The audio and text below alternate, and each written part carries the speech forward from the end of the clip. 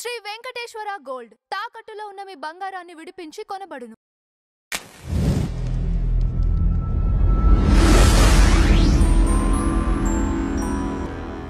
Marwaris go back మీరు విన్నారు. హ్మ్. చాలా వైరల్ అయినాయి. అంతా రచ్చరచ్చ చేశారు.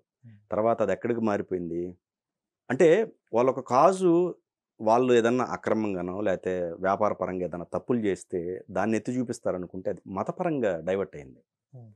అయిపోయి ఇప్పుడు రోహింగ్యాలు గో బ్యాక్ అనే దానికి వెళ్ళిపోయింది. ఈ మార్వాడీస్ మీద ఏదైతే వ్యతిరేకత మొదలయ్యి మార్వాడీస్ గో బ్యాక్ అని చెప్పి వీళ్ళు ఎత్తుకున్నారు కొంతమంది.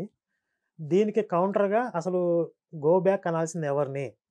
ఈ రోహింగ్యాస్, అక్రమ వలసదారులు కొంతమంది ఉన్నారు. అంటే వాళ్ళు చెప్తున్న రీజన్ కూడా ఏంటి?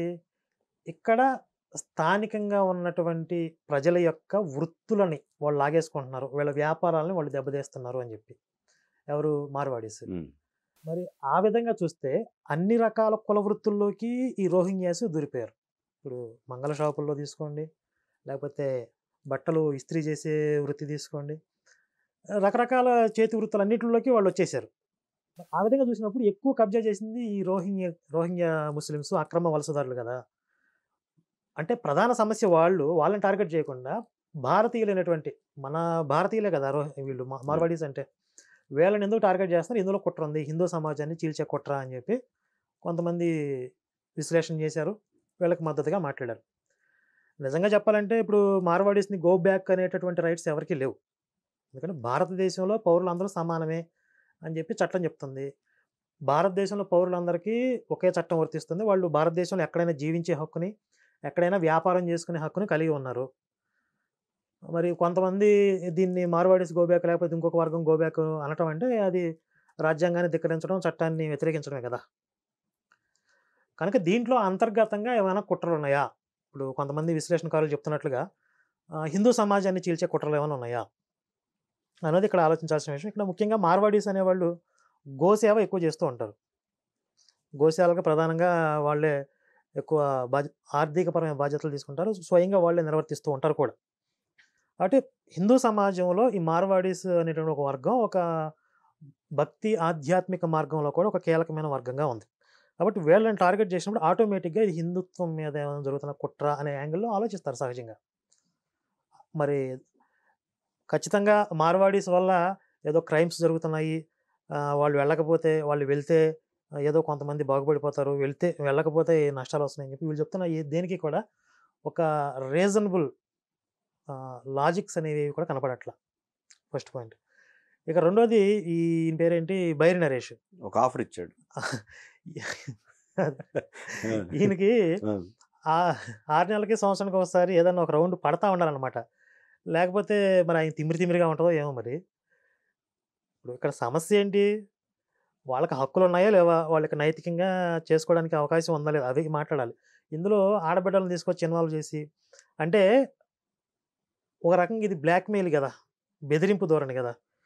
మీ ఆడబిడ్డలను తీసుకొచ్చి ఇక్కడ వీళ్ళకి పెళ్ళిళ్ళు చేస్తే మీరు ఇక్కడ బ్రతకగలుగుతారు, చేయట్లేదంటే వాళ్ళ మీద అటాక్ చేయండి అని చెప్పి వాళ్ళని రెచ్చగొడుతున్నాడా? ఇది ఖచ్చితంగా ఖండించడం కాదు, తీవ్రంగా ఆక్షేపించాల్సిన విషయం బైరి నరేష్ మాట్లాడింది. అయితే అలా మాట్లాడే హక్కు ఎవరికి లేదు. మెయిన్గా ఈ రోహింగ్యాస్ మీద వ్యతిరేకత అంటే అనుకున్నంత కావలసినంతగా రాలేదు అసలు. ఇంకా చెప్పాలంటే ఈ రోహింగ్యాస్ మీద, అక్రమ వలసదారుల మీద ప్రక్షాళన జరగాల్సిన అవసరం అయితే ఉంది. మనకి రీసెంట్గా ఎవరో ఒక ప్రముఖ వ్యక్తి కూడా మాట్లాడారు, మన మోహన్ భగవత్ గారు కూడా దీని మీద మాట్లాడారు. అక్రమ చొరబాట్లను నిషేధించండి, అలాగే బలవంతపు మత మార్పిడి అనే పదం వాడారు. నేనేమంటాను, ప్రలోభ పెట్టి మత మార్పిళ్ళు. బలవంతంగా ఎవరు పేక మీద కత్తి పెట్టి గన్ను పెట్టి మత మార్పిళ్ళు చేయరు, ప్రలోభ పెట్టి మత మార్పిళ్ళు చేస్తారు. ఆ మత మార్పిళ్ళని అడ్డుకోండి అని చెప్పి మోహన్ భాగవత్ గారు కూడా రీసెంట్గా మాట్లాడారు. కాబట్టి అసలు ఉద్యమం జరగాల్సింది ఈ అక్రమ వలసదారుల మీద. ఇప్పుడు అలా అనుకుంటే మన తెలంగాణ వాళ్ళు, మన ఆంధ్ర వాళ్ళు వేరే రాష్ట్రాల్లో వెళ్ళి అక్కడ వ్యాపారాలు చేసుకోవట్లేదా? గుజరాత్లో, రాజస్థాన్లో ఉపాధి పొందేవాళ్ళు ఎంతోమంది ఉంటారు కదా. మరి అక్కడ వాళ్ళందరినీ వాళ్ళు తరిమేయాలి, ఇక్కడ వాళ్ళందరినీ మనం తరిమేయాలి. చివరికి ఏమైంది ఇదంతా? అంటే ఇదంతా కూడా విభజనవాదం. ఈ దేశానికి ఒక ప్రమాదం అయితే పొంచి ఉందండి ఎప్పటికైనా. ఉత్తర దక్షిణ భారతదేశాలుగా విడగొట్టేటటువంటి కుట్రదారులు కొంతమంది ఉన్నారు.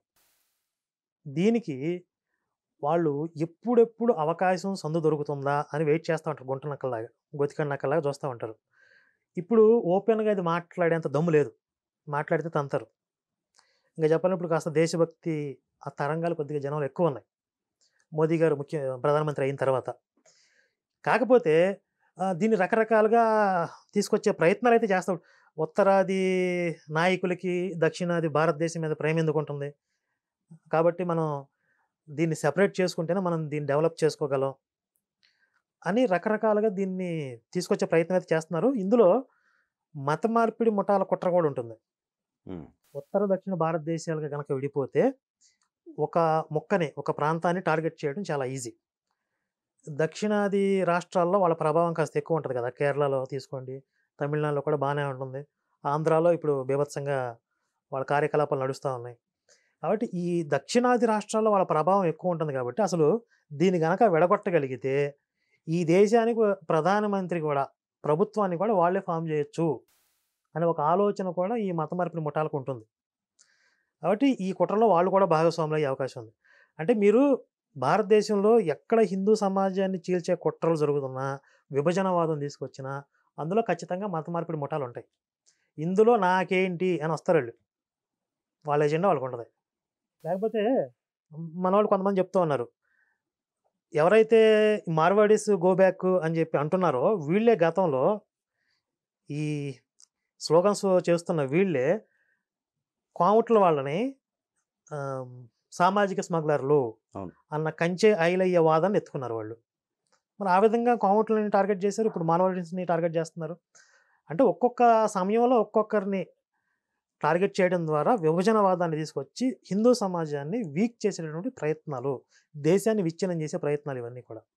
దీన్ని గనక తెలిసి తెలియక కొంతమంది న్యూట్రల్‌గా ఉండి ప్రాంతీయవాదంతోనో, ఇంకో భావంతోనో ప్రోత్సహిస్తే చివరికి అది మళ్ళీ మన మెడకే చుట్టుకుంటది అనేది విజ్ఞులందరూ కూడా గమనించాల్సిన విషయం. ఇప్పుడు అక్కడ బైర్ నరేష్ ఇంకోటి కూడా అన్నాడు.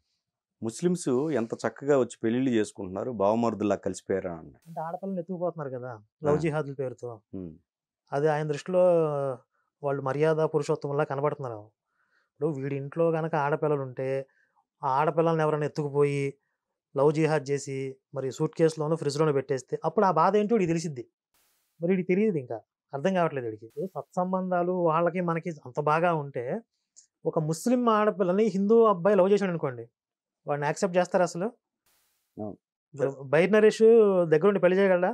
మీరు ముస్లిం ఆడపిల్లని హిందూ అబ్బాయిలు ప్రేమించి పెళ్లి చేసుకోండి. బాధ్యత నేను తీసుకుంటా. వాళ్ళని ఒప్పించే బాధ్యత నాదని చెప్పి బైర్ నరేష్ ఏమన్నా బాధ్యత తీసుకుంటాడా? ఎందుకు రీసెంట్ గా కీర్తి అనే అమ్మాయి ఇష్యూ బయటకు వచ్చిందిగా. హ్మ్. అది పాకిస్తాన్, ఏకంగా పాకిస్తాన్ అబ్బాయి హ్మ్. హ్మ్. ఇక్కడ అవును. తను పెళ్లి చేసుకున్నది మీరు వినే ఉంటారు. ఇప్పుడు అబ్బాయిలు హిందూ అమ్మాయిలు చేసుకోవడానికి వాళ్ళు యాక్సెప్ట్ చేయడం కాదు, ప్రోత్సహిస్తారు. వాళ్ళకి కావాల్సిన వనరులన్నీ సమకూరుస్తారు. అన్ని రకాలుగా సపోర్ట్ చేస్తారు. కానీ ఆడపిల్లలు మాత్రం ఇటు ఇవ్వకూడదు, ఇటు రాకూడదు.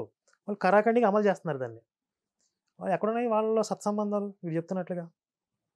ఇప్పుడు ఇచ్చిపుచ్చుకోవడం ఉంటే ఒకవేళ అటు ఆడపిల్లల్ని ఇటు, ఇటు ఆడపిల్లల్ని అటు ఇచ్చుకుంటే పర్వాలేదు అనుకుందాం ఒకవేళ. కానీ వాళ్ళ ఆడపిల్లలు మాత్రం ముట్టుకోవడానికి లేదు. ఎవరైనా ప్రేమించినా, పెళ్లి చేసినా వాడు అయితే ఈడన్న పోతాడు, లేకపోతే ఆ పిల్లన్న పోద్ది.